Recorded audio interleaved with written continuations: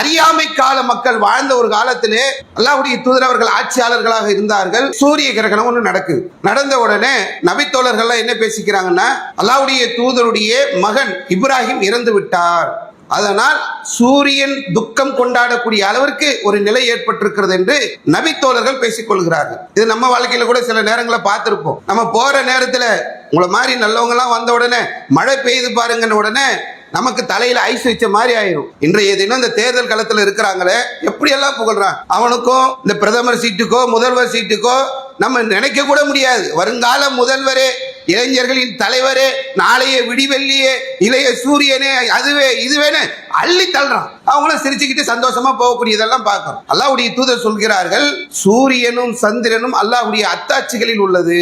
யாருடைய பிறப்பிற்காகவும் யாருடைய இறப்பிற்காகவும் அது துக்கம் கொண்டாடாது என்று சொல்லி அல்லாஹ்வுடைய தூதர் அவர்கள் தன்னுடைய சோகமான நிலையில் கூட மக்களிடத்தில் தான் புகழப்படக்கூடிய அந்த நிலையில் இருந்து மக்களை மாற்றுகிறார். இன்றைய தினத்தில் ஆட்சிக்கு வருகிறார்களோ இல்லையோ, ஒரு சின்ன கூட்டத்திற்கு தலைவராக இருந்தா கூட எப்படி வேண்டுமானாலும் புகழ் என்று சொல்லக்கூடிய இந்த சூழ்நிலையிலே மிகப்பெரிய ஒரு சாம்ராஜ்யத்துடைய சக்கரவர்த்தியாக இருந்த அல்லாஹ்வுடைய தூதர் அவர்கள், நீ வரம்பு மீறி போயிடாத, அல்லாஹ் அளவுக்கு என்ன கொண்டு போயிடாத, நீ ஆசைப்பட்டு புகழ வேண்டும் என்று சொன்னால் அடிமைன்னு சொல்ல என்ன, அல்லாஹ்வுடைய தூதர் என்று சொல்லு என்று அல்லாஹ்வுடைய தூதர் அவர்கள் சொல்லக்கூடிய ஒரு நிலையை நம்ம பார்க்கணும்.